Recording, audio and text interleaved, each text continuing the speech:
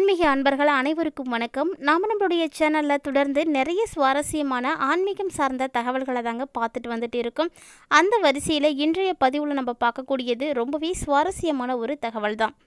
பொதுவாக மாதந்தோறும் பௌர்ணமியானது வந்தாலுமே கூட ஒவ்வொரு மாதத்தில் வரக்கூடிய பௌர்ணமிக்குமே தனித்துவமான தன்மைகளானது காணப்படும். அந்த வரிசையில் தற்போது நமக்கு மார்ச் மாதம் 13ஆம் தேதி அன்று வந்திருக்கக்கூடிய பௌர்ணமியானது தமிழ் மாத கணக்கின்படி பார்த்தோம் அப்படின்னா மாசி மாத பௌர்ணமி. மாசி மாத பௌர்ணமி அப்படிங்கிறது ரொம்பவே சிறப்பு வாய்ந்தது. ஏன்னா இந்த மாசி மாதத்தை மகத்துவம் நிறைந்த மாதம் அப்படின்னு சொல்லுவாங்க. எம்பெருமான் ஈசனுக்கு உரிய அற்புதமான ஒரு மாதமும் கூட. இந்த நாளில் தான் மாசி மகமானது கொண்டாடப்படுது. மேலும் பார்த்திங்கன்னா ரொம்ப நிறைய சிறப்புகள் இந்த மாசி மாதத்தில் இருக்குங்க. இப்படி நிறைய புண்ணியங்களை பெற்றிருக்கக்கூடிய இந்த மாதத்தில் நம்ம வழிபாடுகள் செய்கிறதுனாலையும் சிவபெருமானை தொடர்ந்து வழிபாடு செய்வதாலையும் நல்ல ஒரு பலன் கிடைக்கும். அது மட்டும் இல்லாமல் உங்களுக்கு பௌர்ணமியில் பூஜைகள் செய்யக்கூடிய பழக்கம் இருக்குது, சந்திர பகவானை வழிபாடு செய்யக்கூடிய பழக்கம் இருக்குது அப்படின்னா தாராளமாக நீங்கள் செய்யலாம். அதாவது வியாழக்கிழமை அன்னைக்கு நீங்கள் செய்யலாம். ஏன்னா வெள்ளிக்கிழமை மதியத்தோட பௌர்ணமி திதியானது முடிஞ்சிடுது. அதனால் நமக்கு பௌர்ணமி திதி அப்படிங்கிறது இந்த வியாழக்கிழமை தான் முழுமையாக இருக்குது. ஸோ வியாழக்கிழமையில் நீங்கள் வழிபாடுகள் செய்யுங்க. இரவில் சந்திரனுடைய வழிபாடுகள் செய்வதும் நிலா வெளிச்சத்தில் நீங்கள் வழிபாடுகள் செய்கிறதும் செல்வ செழிப்புகளை எல்லாம் உங்களுக்கு அதிகரித்து கொடுக்கும். மேலும் பார்த்தீங்கன்னா இந்த நாட்களில் நீங்கள் தொடர்ந்து சிவன் வழிபாடு செய்கிறது தாங்க உங்களுக்கு சிறப்பானது. பொதுவாகவே பௌர்ணமியில் கிரிவலம் போகக்கூடிய பழக்கம் நிறைய பேருக்கு இருக்கும்.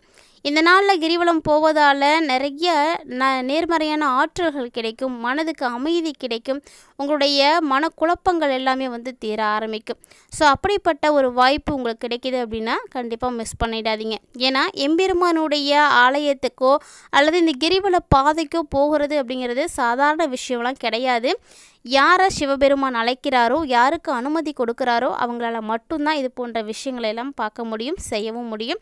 அதனால் ஒருவேளை உங்களுக்கு அது போல் வாய்ப்புகள் கிடைக்கிது அப்படின்னா கண்டிப்பாக மிஸ் பண்ணக்கூடாது. ஏன்னா எம்பெருமானை நம்ம எப்போல்லாம் வழிபாடு செய்வதற்கு நமக்கு வாய்ப்புகளை கொடுக்குறாங்களோ அப்போல்லாம் நம்ம கண்டிப்பாக அதை பயன்படுத்திக்கணும். ஒரு சிலர்லாம் பார்த்திங்கன்னா சிவன் ஆலயங்கள் பக்கத்திலே இருக்கும், போகணும் அப்படின்னு நினைப்பாங்க. ஆனால் அவங்களால போகவே முடியாது, ஏதாவது ஒரு தடங்கள் அவங்களுக்கு வந்துடும். அதே போல் ஒரு சிலர்லாம் பார்த்திங்கன்னா பிரதோஷ வேலைகளில் கரெக்டாக நம்ம சிவன் வழிபாடுகள் செய்கிறதுக்கு போயிடணும் அப்படின்னு நினைப்பாங்க. ஆனால் அவங்களால போக முடியாது, நிறைய சுச்சுவேஷன்ஸ் உருவாகும்.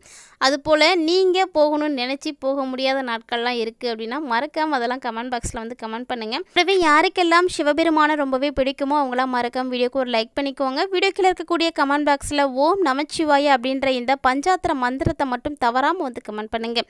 நம்மளுடைய டெய்லி லைஃப்பில் ஒரு நாளைக்கு ஒரு முறையாவது இந்த மந்திரத்தை வாயார மனதார நீங்கள் உச்சரித்து பாருங்கள். உங்களுக்கு வரக்கூடிய தடைகள் கூட விலக ஆரம்பிச்சிடும். ஸோ கண்டிப்பாக இந்த மந்திரத்துக்கு இணையான மந்திரமே கிடையாதுங்க. அவ்வளவு சக்தி வாய்ந்த மந்திரம். தவறாமல் நீங்கள் தினந்தோறும் பயன்படுத்தி பாருங்கள். உங்களுடைய வாழ்க்கையில் ஏற்படக்கூடிய மாற்றங்களை உங்களாலே உணர முடியும். அதே போல் ஆலயங்களுக்கு இந்த தினத்தில் போக முடியாதவர்கள்லாம் உங்களுடைய வீட்டில் சிவனுடைய திருவுருவப்படம் வச்சுருக்கீங்க அப்படின்னா அதற்கு நீங்கள் வீட்டிலே வழிபாடுகள் செய்யுங்க, நல்லது கிடைக்கும். அதுவும் சிவனும் பார்வதியும் ஒன்றாக இணைந்து இருக்கக்கூடிய திருவுருவப்படம் உங்களுடைய வீட்டில் இருக்குது அப்படின்னா கண்டிப்பாக அந்த படத்திற்கு நீங்கள் வழிபாடுகள் எல்லாம் செய்யுங்க, பூஜைகள் செய்யுங்க. இது மாதிரி செய்கிறதுனால வீட்டில் சுபிட்சமானது ஏற்படும். கணவன் மனைவி இணை பிரியாமல் வாழ முடியும். கணவருடைய அன்பு கிடைக்கணும், ஆதரவு கிடைக்கணும் அப்படின்னு நினைக்கக்கூடியவங்களாம் கண்டிப்பாக இந்த எளிமையான ஒரு விஷயத்தை செய்யுங்க. அதே போல் மாசி மாதத்தில் வரக்கூடிய பௌர்ணமியில் கண்டிப்பாக நம்ம அதுவும் மகம் நட்சத்திரத்தோடு வரக்கூடிய நாளில் நம்ம வழிபாடுகள் செய்கிறது அவ்வளவு விசேஷமானது. ஸோ வரக்கூடிய பௌர்ணமி ரொம்பவே அற்புதமான பௌர்ணமிங்க. இந்த பௌர்ணமியை நீங்கள் மிஸ் பண்ணாமல் வழிபாடுகள் செய்யுங்க. பௌர்ணமியை பற்றியெல்லாம் நிறைய பார்த்துருப்பீங்க. இப்போ பௌர்ணமிக்கு அப்புறமா ஏற்படக்கூடிய கிரக மாற்றங்கள் எப்படி இருக்குது அப்படின்றத நம்ம தெரிஞ்சுக்கலாம்.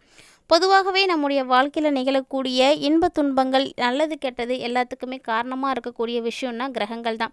இந்த கிரகங்கள் ஒன்றோடு ஒன்று சேரும் பொழுதோ அல்லது ஒரு இடத்துலேருந்து மற்றொரு இடத்திற்கு பயிற்சியாகும் பொழுதோ நிறைய மாற்றங்களையும் தாக்கங்களையும் நம்மளுக்கு ஏற்படுத்தி கொடுக்குது.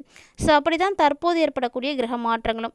மார்ச் 13ஆம் தேதிக்கு அப்புறமா ஏற்படக்கூடிய கிரக மாற்றங்கள் ஒவ்வொருவருக்குமே மிகப்பெரிய தாக்கங்களை எல்லாம் ஏற்படுத்தி கொடுக்க இருக்குங்க. அதாவது இந்த டைமில் ஏற்படக்கூடிய கிரக மாற்றங்களானது மீனராசியில் தேதியில் மட்டுமே மொத்தம் 6 விதமான கிரகங்களுடைய சேர்க்கைகளானது நிகழ இருக்கு. இந்த கிரகங்களுடைய சேர்க்கைகளானது தனுசு ராசி என்பவர்களுக்கு ஏற்படுத்தி கொடுக்கக்கூடிய பலன்கள் எப்படி இருக்க போகுது அப்படின்றத நம்ம தொடர்ந்து பார்க்கலாம். வீடியோ ரொம்பவே இன்ட்ரெஸ்டிங்காக இருக்கும். ஸ்கிப் பண்ணாமல் முழுமையாக பார்த்து பயன்பெறுங்க. குறிப்பாக தனுசு ராசி என்பவர்கள் இந்த வீடியோ பதிவை பார்த்துட்ருக்கீங்க அப்படின்னா மறக்காமல் வீடியோவுக்கு ஒரு லைக் பண்ணிக்கோங்க. உங்களுடைய ஃப்ரெண்ட்ஸ் அண்ட் ஃபேமிலியில் யாருக்கெல்லாம் தனுசு ராசியானது இருக்குது அப்படின்றதையும் மறக்காமல் வந்து கமெண்ட் பண்ணுங்கள். சோம்பல் எப்போதுமே இல்லாமல் சுறுசுறுப்போடு இருக்கணும் அப்படின்னு நினைக்கக்கூடியவர்கள் தனுசு ராசி என்பவர்கள் தாங்க. ஸோ உங்களுக்கு இந்த காலகட்டங்களில் எதிர்பார்த்த காரியங்கள் எல்லாமே வந்து நல்லபடியாக நடக்கும். ஸோ இது உங்களுக்கு மனதுக்கு திருப்திகளை எல்லாம் அளித்து கொடுக்கும். மேலும் கடன் சுமையால் அவதிப்படக்கூடிய தனுசு ராசி நேயர்களுக்கு இந்த பௌர்ணமிக்கு அப்புறமா கடன் சுமை நிச்சயம் குறையுங்க. அது மட்டும் இல்லாமல் ஒரு இடத்துல கடன் வாங்கியிருக்கீங்க, அந்த கடனை திருப்பி செலுத்த முடியாமல் நீங்கள் அவதிப்பட்டுருக்கீங்க அப்படின்னா கண்டிப்பாக இந்த மாசி மாதத்தில் வரக்கூடிய பௌர்ணமியை மிஸ் பண்ணாமல் சிவன் வழிபாடு செய்து கிரிவலம் போயிட்டு வாங்க. உங்களுடைய கடன் பிரச்சனைகள் அத்தனையும் வந்து குறைய ஆரம்பிக்கும். செல்வ செழிப்புகளானது சேர ஆரம்பிக்கும். இந்த ஒரு எளிமையான விஷயத்தையும் மறக்காமல் வந்து ட்ரை பண்ணுங்கள். அதே போல் உங்களுக்கு எதிர்ப்புகள் எதுவும் இருக்குது அப்படின்னா கூட இனி வரக்கூடிய நாட்களில் விலக ஆரம்பிச்சிடும். ஸோ எந்த ஒரு விஷயம் நீங்கள் செய்கிறதா இருந்தாலுமே கூட ஒரு முறைக்கு பல முறை யோசித்து அதுக்கப்புறம் தாங்க செய்யணும். யாருக்காவது நீங்கள் உத்திரம் தர மாதிரி இருக்குது அப்படின்னா அந்த உத்திரவாதத்தை கவனமாக வந்து பார்த்துக்கோங்க. ஏன்னா நிறைய பேருக்கு நம்ம கொடுக்கக்கூடிய உத்தரவாதத்தை வந்து காப்பாற்ற முடியாமல் போகலாம். சொன்ன சொல்ல காப்பாற்றணும் அப்படின்றதுக்காக ஒரு சிலர் நிறைய போராடுவாங்க. அந்த மாதிரியான சூழ்நிலைகள் கூட உருவாகும். ஸோ தனுசு ராசி என்பவர்களுக்கும் அப்படி தான். கொடுத்த வாக்கை காப்பாற்றிடணும் எப்படியாவது, அதுக்காக வந்து நிறைய போராட வேண்டியிருக்கும். அதனால் என்ன பேசுகிறோம், என்ன வாக்கு கொடுக்குறோம் அப்படின்றதெல்லாம் பார்த்துக்கோங்க.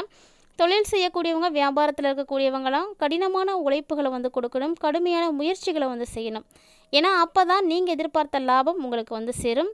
மேலும் உங்களுடைய தொழில் ரீதியாக இருக்கக்கூடிய போட்டிகளும் பார்த்திங்கன்னா உங்களுக்கு குறைய ஆரம்பிக்கும். வாடிக்கையாளர்களால் நீங்கள் திருப்தி அடையிறதுக்கான சான்ஸ்லாம் இருக்குது. கடன் தொல்லைகள் நிச்சயமாக குறையுங்க. அதனால் கடனை பற்றி நீங்கள் கவலைப்பட வேண்டாம். உத்தியோகத்தில் இருக்கக்கூடியவர்களாக இருக்கீங்க அப்படின்னா உங்களுடைய பதவிகள் அப்படிங்கிறது, அதாவது உங்களுக்கு வரக்கூடிய நல்ல பதவிகளானது கிடைக்கிறதுக்கு தாமதமாகலாம். ஸோ பொறுமை அப்படிங்கிறது அவசியமானது. ஒருவேளை நீங்கள் புதுசாக வேலைக்கு முயற்சி செய்கிறீங்க அப்படின்னா உங்களுக்கு நல்ல ஒரு பலன் கிடைக்கும். அதனால் வந்து நீங்கள் தாராளமாக புதுவிதமான முயற்சிகளை வந்து ஈடுபடலாம். வாழ்க்கை துணையை பொறுத்த வரைக்கும் அவங்களுடைய ஆலோசனைகள் உங்களுடைய முன்னேற்றத்திற்கு ரொம்ப ரொம்ப உதவிகரமாக இருக்கும். அதனால் ஒருவருக்கு ஒருவர் வந்து நல்ல வந்து ஆலோசனைகள் செய்யுங்க. மனம் விட்டு பேசுங்க, நல்லது நடக்கும். எதிர்பாராமல் ஏற்படக்கூடிய குடும்ப செலவுகளை எல்லாம் சமாளிக்கிறதுக்கு தேவையான பண உதவி உங்களுக்கு நிச்சயமாக வந்து கிடைச்சிடும். ஏன்னா சுக்கிரனுடைய சஞ்சாரம் இந்த டைம் உங்களுக்கு சூப்பராக இருக்குது. ஸோ வீட்டுக்கு தேவையான எல்லா விதமான வசதிகளையும் உங்களால் வந்து செய்ய முடியும். நண்பர்கள், உறவினர்கள் மூலமாக தேவையான உதவிகளானது உங்களுக்கு வந்து கிடைக்கும். குறிப்பாக பெண்களை பொறுத்த வரைக்கும் அடுத்தவர்களுக்கு உதவி செய்யும் பொழுது நீங்கள் ரொம்பவே கவனமாக இருக்கணுங்க. எதை செய்கிறதா இருந்தாலும் ஒரு முறைக்கு இருமுறை வந்து யோசித்து வந்து செய்யுங்க. அதுதான் நல்லது. இந்த டைமில் கலைத்துறையில் இருக்கக்கூடிய தனுசு ராசி என்பவர்கள்லாம் ரொம்ப ரொம்ப உற்சாகமாக வந்து செயல்பட முடியும். வேலைகளை எல்லாம் உடனுக்குடன் வந்து செய்து முடித்து பாராட்டுக்களை எல்லாம் பெறுவீங்க. மேலும் உங்களுக்கு புதிய பதவி, பொறுப்புகள் எல்லாம் கிடைக்கிறதுக்கும் நிறைய சான்ஸ் இருக்குது. இந்த நாட்களை நீங்கள் சாதகமாக பயன்படுத்திக்கிட்டீங்க அப்படின்னா நல்ல ஒரு முன்னேற்றத்தை வந்து பார்க்கலாம். அதே போல் குடும்பத்தோட விருந்து, கேளிக்கை இது போன்ற நிகழ்ச்சிகள் எல்லாம் கலந்து கொள்ளக்கூடிய ஒரு சூழ்நிலையும் உங்களுக்கு வந்து ஏற்படும். அரசியல் துறையில் இருக்கக்கூடிய தனுசு ராசி என்பவர்களுக்கு பௌர்ணமிக்கு அப்புறமா மன திருப்தியுடன் நிறைய காரியங்களை வந்து செய்கிறதுக்கான வாய்ப்புகள் எல்லாம் காணப்படுதுங்க. நிறைய பயணங்கள் நீங்கள் போயிட்டு வரதுக்கான வாய்ப்பும் இருக்குது. அது மட்டும் இல்லாமல் உங்கள் மனசுக்கு பிடிச்சவங்களை நீங்கள் சந்திக்கிறதுக்கான சான்ஸ் இந்த டைமில் வந்து இருக்குது. இந்த நாட்களில் உங்களுடைய எல்லா விதமான விஷயங்களிலும் ரொம்ப ரொம்ப சிறப்பாக இருக்கும். ஆனால் கூட இருக்கக்கூடியவங்களோட நீங்கள் எப்போதும் எச்சரிக்கையாக இருக்கணும். ஏன்னா அவங்க கூட இருந்தே உங்களை வந்து பாதிப்புகளை வந்து உங்களுக்கு கொடுக்கக்கூடியவர்கள். மேலும் உங்களுடைய குடும்ப ரகசியங்களை கையாளும் பொழுதெல்லாம் நீங்கள் ரொம்ப ரொம்ப கவனமாக இருக்கணும். கல்வி பயிலக்கூடிய மாணவர்களுக்கு கல்வியில் வெற்றி பெறணும் அப்படின்னா கண்டிப்பாக ஆசிரியர்களுடைய ஆலோசனைகள் நீங்கள் முறைப்படி வந்து பயன்படுத்திக்கணும். கேட்டு நடந்துக்கோங்க. அப்போது தான் உங்களுடைய முயற்சிகள் அனைத்தும் வெற்றிகளை கொடுக்கும்.